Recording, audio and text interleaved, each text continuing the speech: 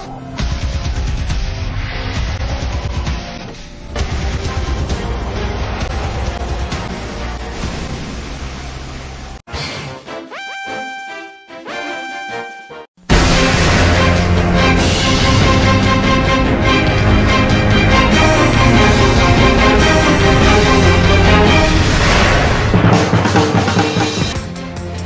and welcome to SCWC once again. I am almost meteorologist Broken Star. Sorry about the long hiatus. Unfortunately, I have been busy as heck around here, as well as there being all sorts of things that stopped me. My studio literally fell apart at one point. So once again, sorry. Luckily for your East Coast people, there have not been any cyclones of really any kind actually making landfall on the east or U.S. Gulf Coast for that matter. There was Hermine, but Hermine didn't make landfall, and luckily for you South Quadranians or whatever you call yourselves, it was not that bad. It was just a tropical storm. And Bermuda, not so lucky. Bermuda, you just got whacked by a hurricane. And people in Newfoundland, it is now speeding straight towards you. By the way, this is a special EMBER edition of SCWC. So, straight to the hurricane. Maximum sustained winds are currently 75 miles an hour, making this a minimal hurricane. Minimum central pressure is still 968 millibars, which means typically it should be a stronger hurricane, but it's so large that it can't pull the weight of all the stuff that's in it as fast.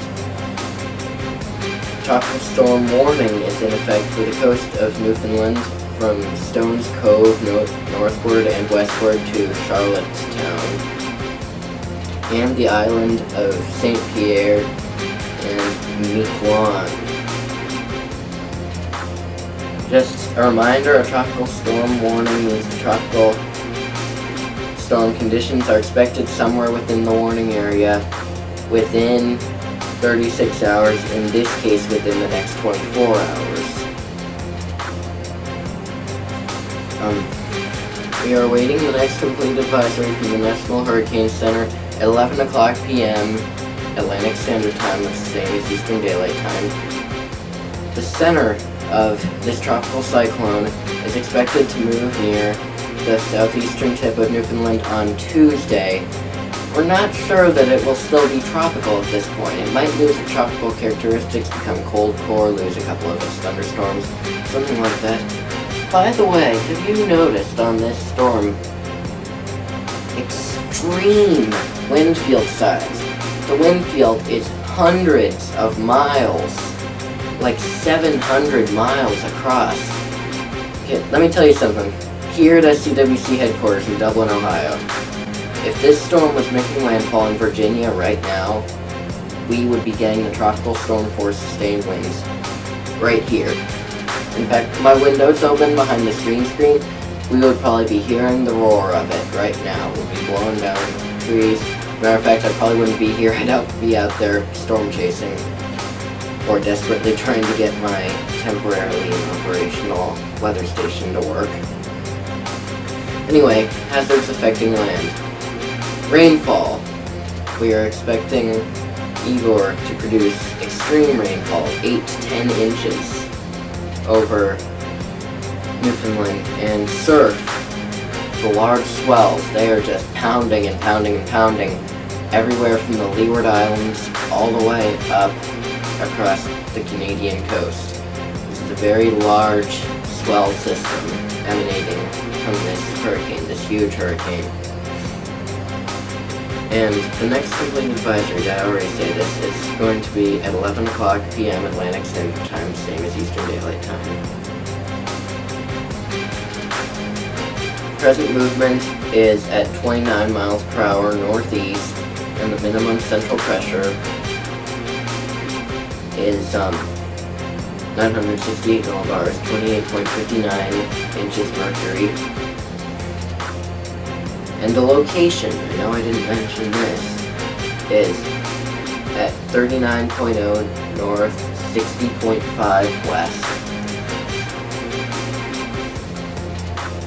So, let's turn it over to Blooper in the radar room, who unfortunately doesn't have much radar. Thanks, Broken Star. Like he said, we don't have much radar, but we do have satellite, and as you can see, it's big.